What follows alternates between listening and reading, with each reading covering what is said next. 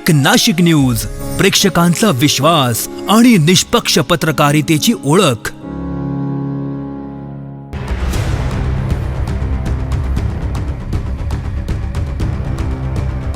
नाशिकमधील द्वारका सर्कलवर सुरू असलेल्या अंडरपास कामात एक ऐतिहासिक शोध। आगामी सिंहस्थ कुंभमेळ्यासाठी सुरू असलेल्या कामात सुमारे 125 वर्षांपूर्वीची पाण्यानं भरलेली विहीर सापडली आहे।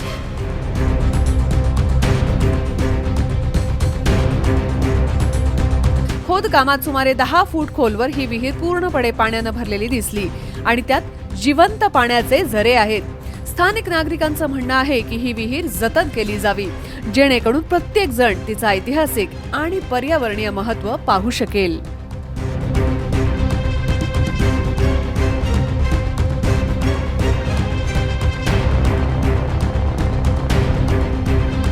द्वारका येथे अंडरपासचं काम चालू असताना एक विहीर सापडली।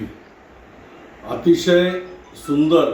जर बघितलं, विहीर खणल्यावर कोणी बांधत नाही, तर खालीपासून तर वरपर्यंत अतिशय सुंदर बांधकाम केलं। साधारणतः 1903 किंवा 4 सालची विहीर आहे। ज्यावेळेला द्वारका हॉटेल बांधायला काढलं त्यावेळेला इथे पूर्वी मळे होते, तर त्यांनी सुद्धा द्वारका हॉटेलचे जे मालक आहे सतीश शानबाग यांनी ती विहीर न बुजवता त्याच्यावर स्लॅब टाकला आणि जाळीचं सर्कल बांधून ठेवलं। आणि आजच्या आधुनिक युगामध्ये चांगल्या प्रकारचं तंत्रज्ञान असताना सुद्धा एवढा अचूक पाणी साठा सापडत नाही। आज इतक्या उन्हाळ्यामध्ये पण जर बघितलं त्या विहिरीला अतिशय सुंदर आणि स्वच्छ पाणी भरपूर प्रमाणात आहे। ही विहीर बुजवण्यापेक्षा उन्हाळ्यात जिथं जिथं संकट येतं आणि टँकर पाठवायला लागतात, तर नाशिक महानगरपालिकेने या पुरातन अशा विहिरीचं जतन करून, म्हणजे त्याच्या जर विटा बघितल्या आपण तर आजही 100 वर्ष त्या विटा टिकून चांगलं बांधकाम देऊ शकतात।